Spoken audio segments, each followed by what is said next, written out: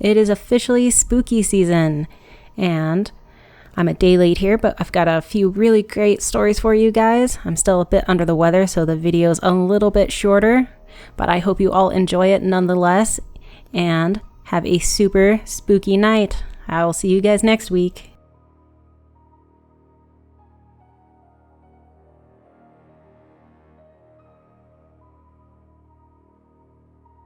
Hello, Reddit.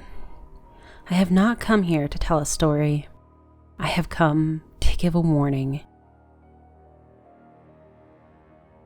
There is a scary story posted on a social media, far more horrifying than any other scary story ever posted onto the internet.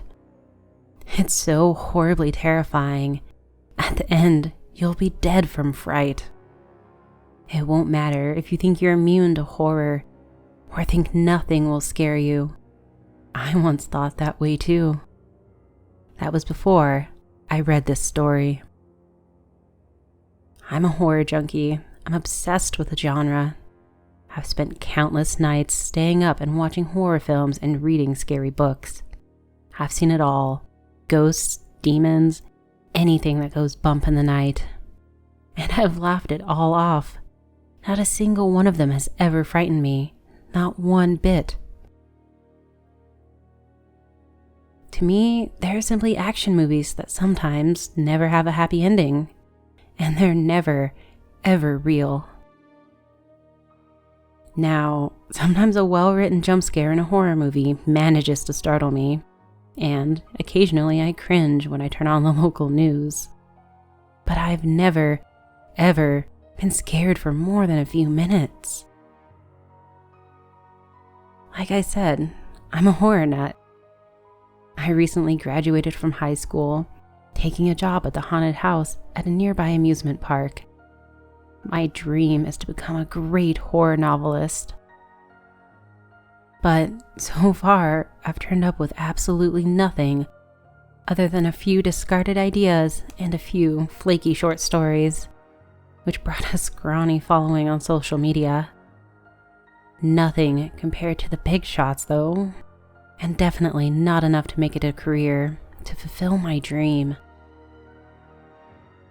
As I sit here writing this, it occurs to me that that dream will never, ever be realized. The world will never know my budding literary genius because of that story, that cursed story. I loved reading horror stories on social media and online before this happened. Staying up late, eyes gazing over the latest terrifying concoction of words that some amateur author wannabe hacked out. Shivering at the odd good ones and laughing at the terrible ones. It was one of my favorite pastimes. My parents had left me when I was a young kid, and I lived in a shoddy, run-down orphanage until I turned 18, largely keeping to myself. I suppose that's why I was never scared of horror. Nothing could be worse than what I had already lived through. Nevertheless, I managed to etch out a living doing something that I relatively enjoyed. Met a few people I'd be willing to call friends, and life wasn't actually that bad. Then one night, it changed. I came across the story. It was an original night. It was an ordinary night sometime in fall. I had just come home from a particularly exhausting shift at work and began browsing Reddit. The first story, right at the top of list of new posts, caught my eye. It was labeled, "The Scariest Horror Story." Scary? Ha! I almost scoffed. Yet the story had almost 60 upvotes despite having only come out an hour ago, so it probably wasn't child's play. I decided to check it out and see if it was worth anything. Convinced of my immunity to scares. That was the biggest mistake of my life. The plot started out fairly standard. A young high school dropout was being stalked by something the author referred to as the spots. Nothing to be afraid of, really. Just a stock standard story. Yet, something was off. I couldn't tell what it was, but I felt a shiver shoot up my spine as I read. For the first time, I began to feel true fear. Not the wimpy, soft kind, like being afraid of toothpicks or the dentist. The true, raw kind. The kind that seethes through your body like a knife and cuts away at every single nerve in your body. I actually tried to look away at one point, but my eyes were glued to the screen. I didn't know why. I couldn't explain it. What made this story so scary? And I still don't know to this day. It could have been that the main character resembled me in almost every way. A young orphan, living in a tiny apartment with an obsession for horror. It could have been that despite there being almost no description of the creature in the story, I could picture it far too vividly in my mind, almost as if it was standing right next to me, a black, ghostly figure hovering a few feet over the ground, almost like a cloud. The image was fuzzy, but I could tell it wanted nothing more than to harm me. A faint buzzing noise signaled their presence nearby. If it was close enough to hear the buzzing, you were dead. In fact, the vivid imagery was the case with the entire story. I could picture it in my head, almost like I was watching a movie rather than reading a book. Yet the words were average at best and mediocre at worst, like the author put absolutely no effort into choosing their words. But I think the most likely reason of all was the silence in my head. Every time I read a horror story or watched a movie, my brain would instinctively reassure me that it's not real, that it's just fiction, nothing to be afraid of. That part of my brain was dead silent. Nothing, no reassurance, no calm words, no confirmation that this was fake in any way. I was speechless. This has never happened before. I kept scrolling, almost entranced by the words, until I got to the final words. I suddenly shivered as I read them, sweat erupting from my body. I immediately deleted the tab and closed the laptop, gasping heavily. I gazed at the clock, almost midnight, bedtime. On a normal evening, I would have leapt straight into bed without a second thought after a horror story. But for the first time in my life, I had trouble sleeping. That night was a living hell. That night was a living hell. I couldn't sleep or get out from my bed from fear. I couldn't sleep or get out of my bed from fear. Hiding under the covers and watching the hours on the beady red clock slowly tick by. I jumped at every little sound, the AC kicking in, a few cockroaches scattering around the floor, looking for any scraps of food. Even the wind blowing outside made me nearly piss myself. My brain was active all night, dismissing all kinds of noises, real and imaginary alike. Worst of all was the pattering in the window. Occasionally, during the night, just when sleep was about to overwhelm even my utter fear, there was a very faint pattering sound on the window. The noise was very shallow, barely even audible. I couldn't tell if it was real or a figment of my hypersensitive imagination. Once again, though, after every faint patter, my brain was absolutely silent. I felt a deep sense of dread rush through me after these, and I buried myself in the covers and didn't come back out until dawn. I showed up to work a mess. My boss asked me what was wrong, and I said I didn't sleep last night. Of course, he didn't believe my explanation. I was sort of well known by the park staff for being unafraid of anything. He joked that the only thing I was scared of was working and told me to get back to work. Being unable to refute his claims and not wanting to damage my courageous reputation, I made up a half-baked excuse and went to work. I was driving back home on my way from work when I saw something out of the corner of my eye. A small, black, blurry dot. Instantly, I turned around and looked, but there was nothing there. Luckily, I didn't crash and arrived home safely, but bewildered. What was that dot? Was it? I shivered and sprinted into my apartment building. I felt a heavy presence on my back as I ran in, like I was being watched. I turned around as I entered, catching once more a faint black shape on the furthest corners of my vision that disappeared once the rest of my eyes caught up. I shivered in fear.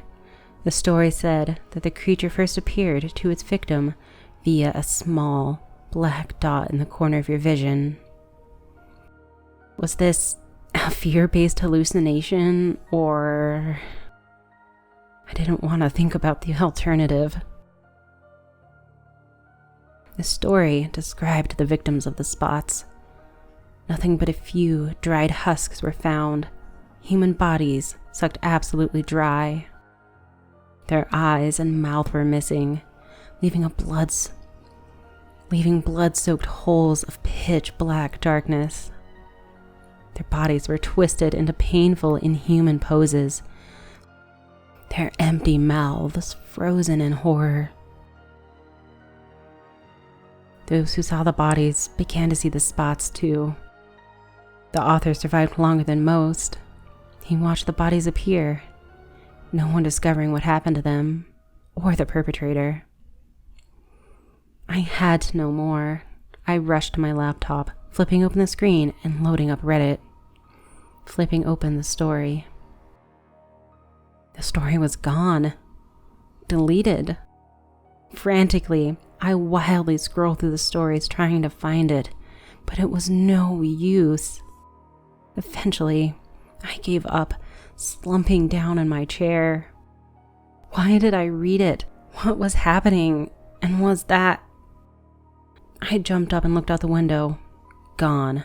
There was another dot, except this time, there was another one with it. 2 inky, floating dots.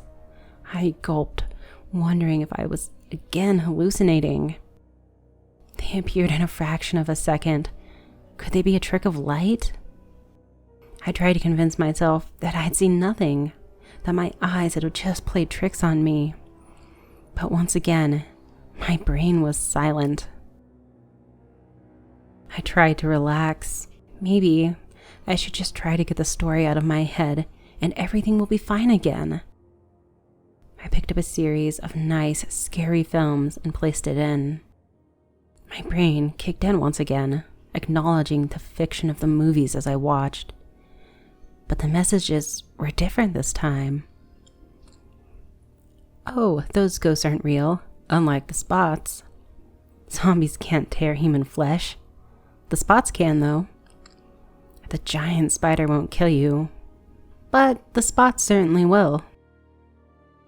I groaned and clutched my head, trying to focus on the movie. I tried to think of anything else, but all I could think of was the movie in front of me. I was helpless to stop the voice in my head, which I was beginning to wonder if it was even mine at all. Vampires aren't real. They are based off spots. The ghost was just a bedsheet. Spots are completely tangible. I've seen better effects than spots. This horror movie sucks, like how the spots suck their prey. I couldn't take it anymore. I turned off the TV, and the voice stopped instantly. Spots swam before my eyes, and in a panic, I wildly flung my arms at them, actually letting out a small scream. They disappeared, and I think they were only from dizziness. I think. The next few weeks were a living nightmare. Spots appeared and disappeared in and out of my vision, at random times during the day and at night. Every time I shrieked and made a fool of myself, and ended up getting fired from my job, I still haven't shaken off the story. It haunts me to this day. Recently, the spots have been multiplying, growing from 1 or 2 to 5 or 6 per glance, and then gradually increasing in number and ferocity. Yesterday, there appeared to be about 200 in the vague shape of a human behind a bush. They don't even bother to disappear when I look at them now. I'm writing this from my bedroom. I don't have much time left. I've given up denying it. Now that my brain has acknowledged what's going to happen, I feel oddly peaceful. I don't know if it's because of mere acceptance or because of the voice numbing my brain somehow. It's been whispering to me for the past few days and growing in intensity. But unlike before, when my consciousness assured me that the horror movies were false, now my brain is doing the exact opposite. It is real.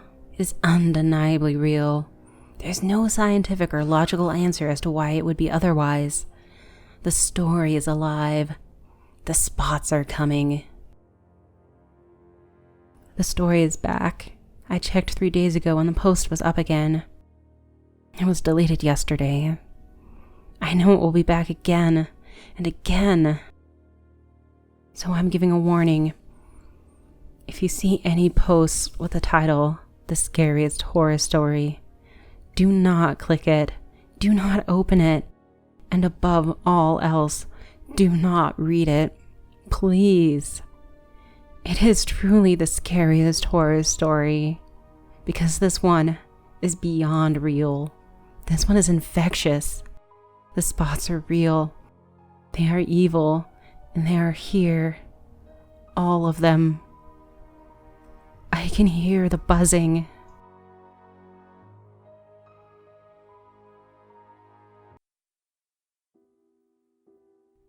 As the rooster crows, my eyes flutter open. It must be around 5 a.m., and when you live on a farm, that's considered sleeping in. I live in Cottonwood Falls, Kansas.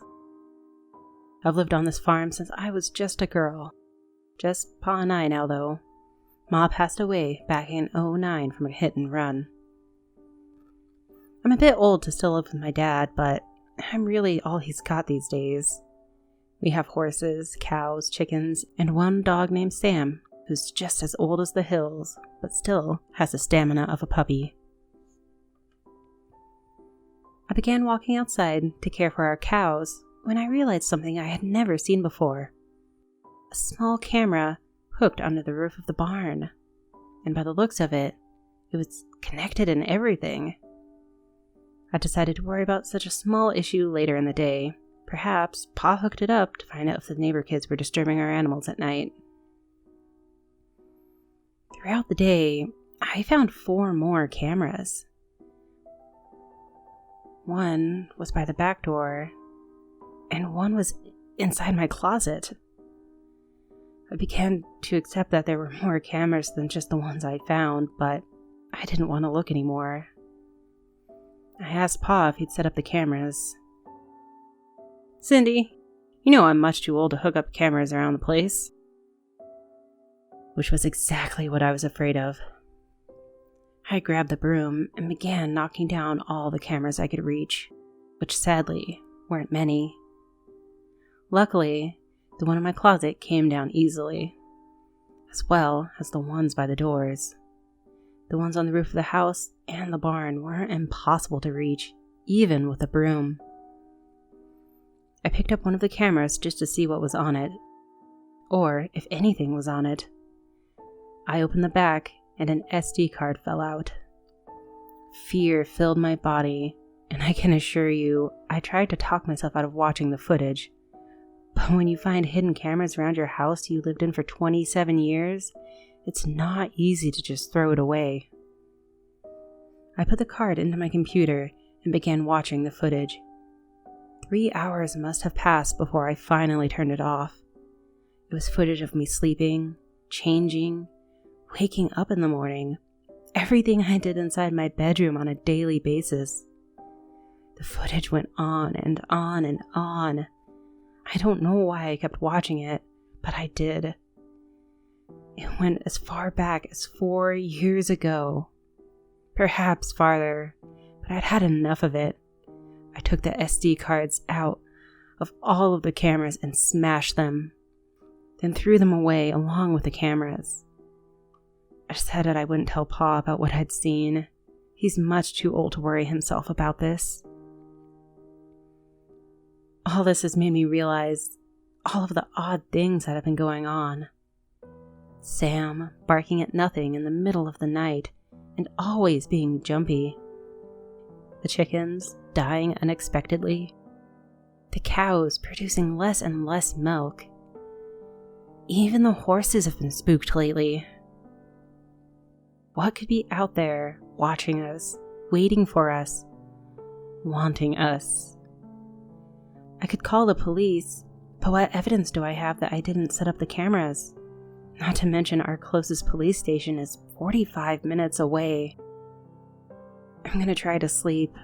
I'll update if anything happens tonight, or throughout the week. Update. Okay, I'm officially terrified. Remember how I said I threw away all the cameras? Well, the cameras are all back, in the same spots they were yesterday. A red string dangled from the camera in my closet. It said, "We're watching. We'll always be watching." I called the police, and apparently there's been many other reports of the same thing happening around town.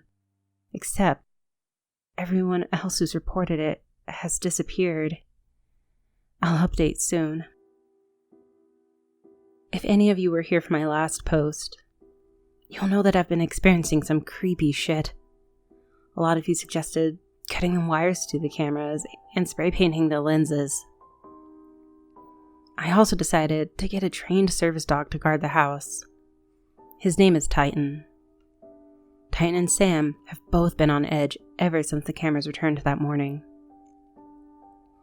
I looked around for more cameras, and sure enough, there was more. I found one in the kitchen, right on top of the cabinets. I found one under my father's bed.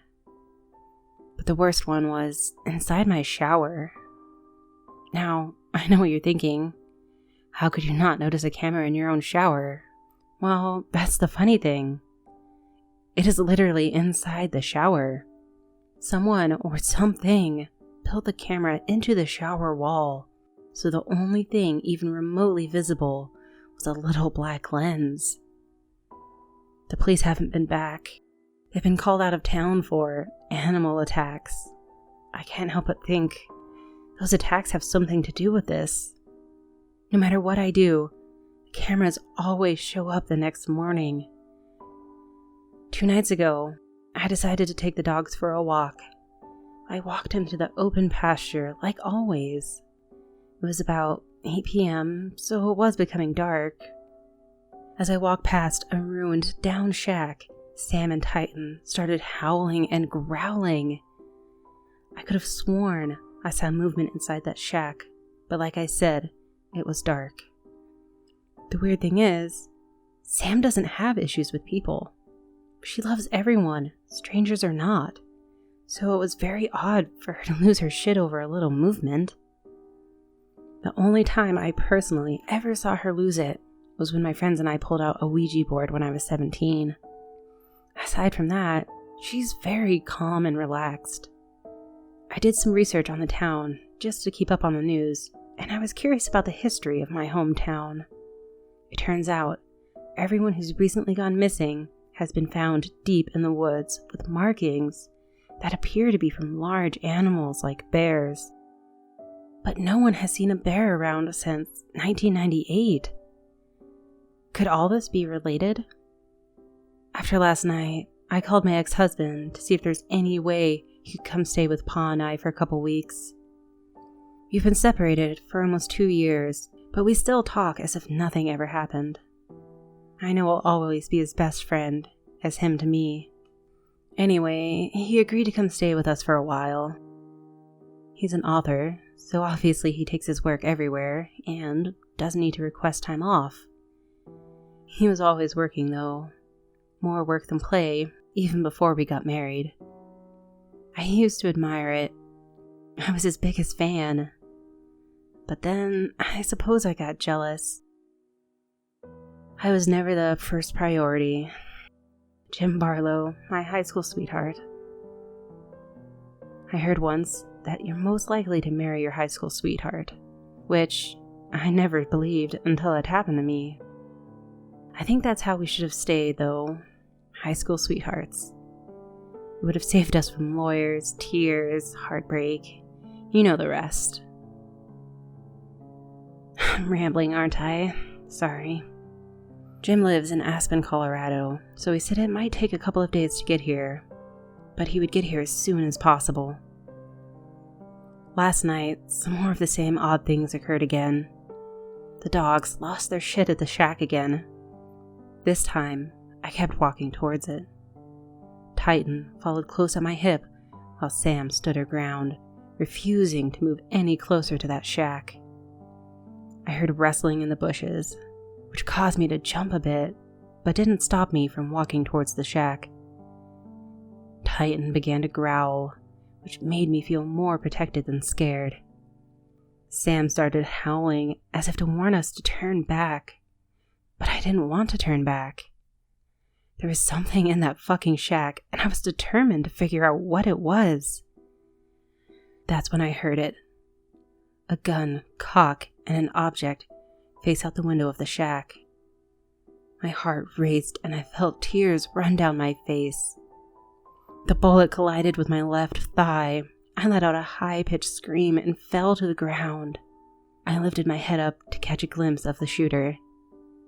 What I saw was far from possible. It wasn't human, but it wasn't an animal either.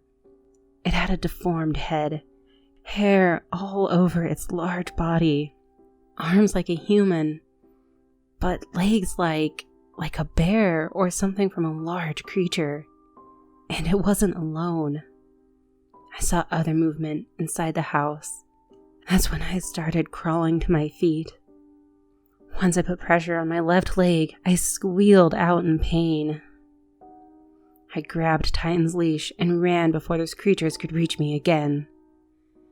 Sam ran the entire way home, checking to make sure I was still there. Thank God for dogs. I did go to the hospital. They wanted me to stay all night and part of the next day, but I refused.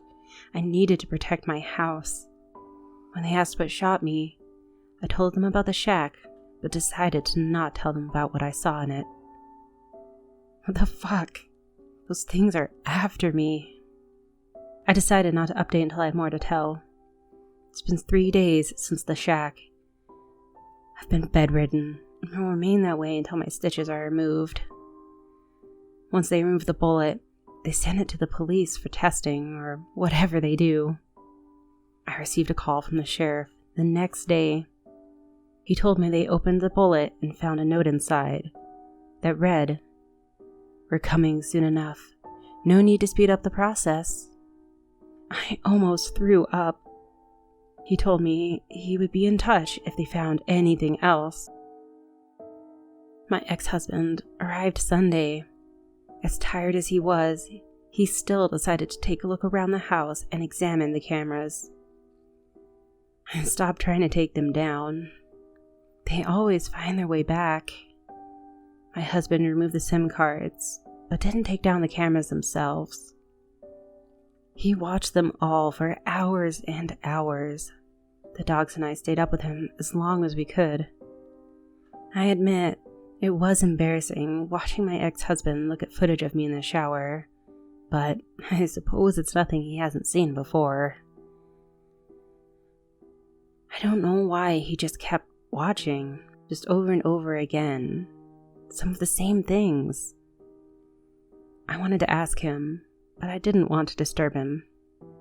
Just like old times. I couldn't seem to sleep that night.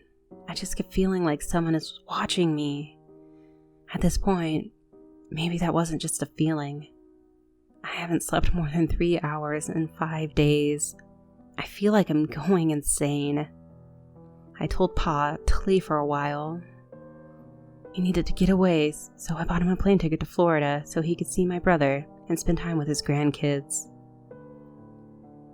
I haven't been able to care for the animals, so Jim goes out and checks on them when he isn't watching the footage. He came back in and told me the horses have bald patches on their stomachs, and the chickens haven't laid eggs in days. I'm going back to the shack, but this time I'm going armed. I'm going to find out what those things are. I'm going to figure out if they're the ones watching me, even if it kills me.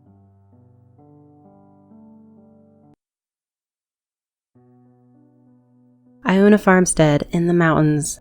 It's a good, sizable 5-acre plot of land right on top of the hill. I've got my silo, my 3-door workshop, and the house itself. Only thing for miles is my dog Daisy, the cows, and the missus, though sometimes it's hard to tell which is which. This morning, I was doing my rounds, checking the fence line for any breaks or collapsed struts. The damn dog escaped again, made a mess of some poor rabbit by the looks of it. Came sauntering in this morning with blood all over its mouth and coat.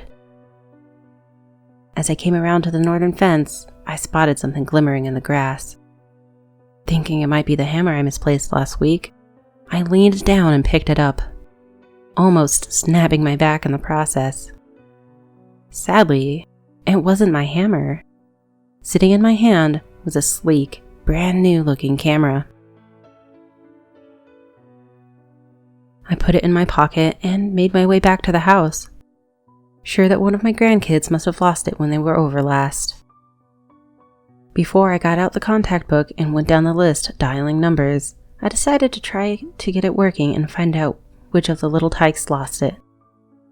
It took all day, but as the sun started setting, I found a cable that fit. I sat down in my chair, Daisy laying next to me, turned on the lamp, and pressed the power button. There were a few recordings, but I clicked on the latest one. The footage was shaky, the house coming into view with a silo behind it. The sky was a light shade of early morning, the sun just rising above the hills. "Yeah, there they are," said a gruff voice behind the camera. I racked my brain, trying to clear the fuzz of the old age from it, but no matter how hard I tried, I couldn't recognize the voice. "I bet those bastards are sitting on some big cash in there. Fucking bastards, sitting in their homes, warm and happy. Don't you worry, me and my friends are gonna come visit you tonight." Suddenly, the sound of Daisy barking came from the distance. From around the back of the house came her black figure, quickly rushing towards the man. "Fuck! Get away! You mutt! Get fuck off!"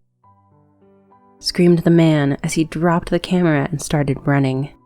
Daisy's black shape came into view for a second. Before the camera landed face down. I heard the man scream as Daisy locked her jaws around him. For a few moments, I sat there, idly stroking Daisy as the video kept playing. "Martha, put a hold on dinner and call the sheriff," I yelled as I peeled myself out of the chair and made my way to the gun cabinet. "Tell him to get over here, and fast. Turn on the floodlights outside. It'll be 2 hours before they get here, and we may not have that long."